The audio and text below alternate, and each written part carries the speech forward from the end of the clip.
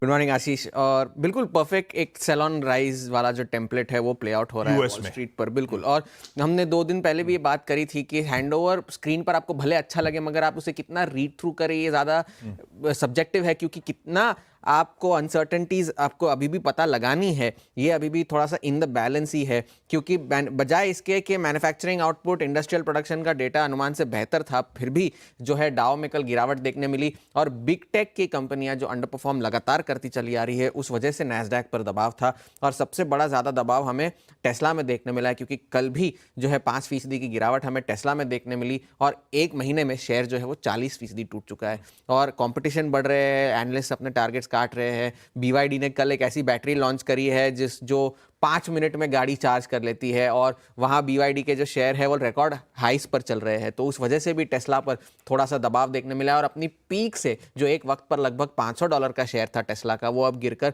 $225 का हो गया है। आज का बड़ा ट्रिगर जो है वो फेड की पॉलिसी है। सारा ध्यान जेरोम पावेल क्या कहेंगे आने वाली पॉलिसीज को लेकर, उस पर ज़्यादा जो है फोकस रहेगा, क्योंकि स्टेटस को पॉलिसी तो आनी ही है, मगर अब जो है वहाँ के अर्थशास्त्री पहला रेट कट जो है इस साल का वो अब सितंबर में प्राइस इन करके चल रहे हैं। तो और थोड़ा सा डिले जो है रेट कट्स को लेकर आ सकता है। कल और बड़ी सारी खबरें आई बिग टेक को लेकर। अब सारे बिग टेक के जो शेयर है जिनकी हम बात कर रहे थे वो अब YTD नेगेटिव हो गए हैं।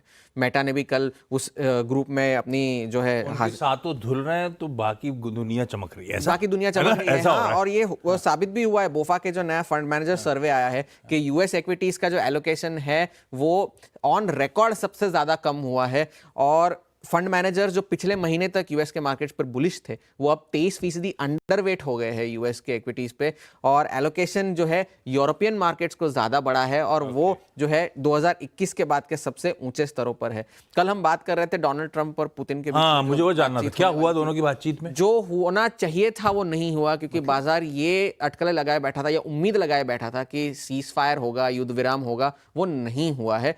कंडीशनल अग्रीमेंट्स हुए हैं। व्लादिमीर पुतिन ने कहा है कि हम जो है यूक्रेन के एनर्जी ठिकानों पर जो है वहां पर हमले नहीं करेंगे 30 दिनों के लिए, और मर्चेंट शिप्स पे हमला नहीं करेंगे। और हाँ, मर्चेंट मैरिटाइम सीज फायर को लेकर जो है ब्लैक सी में अभी भी चर्चा चल रही है। और उन्होंने ये शर्त रखी है कि US और बाकी सारे देश जो यूक्रेन को हथियार सप्लाई कर रहे हैं उन्हें रोका जाए, और जो है यूक्रेन को, और ये भी कहा गया है कि जो मैरिटाइम जो ब्लैक सी में जो है वहां पर भी सीज फायर के लिए बातचीत चलेगी। पूर्ण युद्ध विराम के लिए अभी बातचीत करनी बाकी है। मतलब प्रोग्रेस हो रही है, बातचीत अभी कहीं प्रोग्रेस हुई है, कंक्लूजन पे नहीं पहुंचे, इंक्लूसिव अग्रीमेंट नहीं हुआ है। ये है। तो एशिया पर हमें नजर आज इसलिए रखनी है क्योंकि चीन के जो बैंक्स है वो अब कंजम्पशन बढ़ाने के लिए उन्होंने अपने कंज्यूमर लोन्स की दरों को रिकॉर्ड लो पर कर दिया है। जो एक जमाने में 2 साल पहले 10% हुआ करती थी, वो अब गिरकर 2.5% हो गई है।